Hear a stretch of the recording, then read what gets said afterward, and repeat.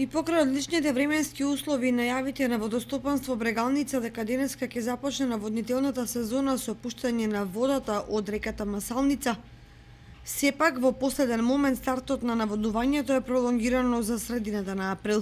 Имено земјоделците од Оризарско не ги подготвиле во целост нивите за квалитетно да започнат сеидбата, поради што наводнителната сезона од протечните води од акумулацијата Калиманци ќе стартува на 15 април.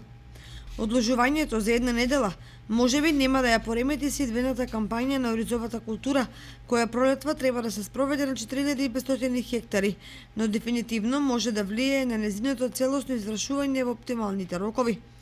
Особено поради фактот што наводнувањето од хидросистемот Брегалница е површинско, при што нивите се полнат една од друга, а тоа значи дека е потребно време додека сите да добијат вода.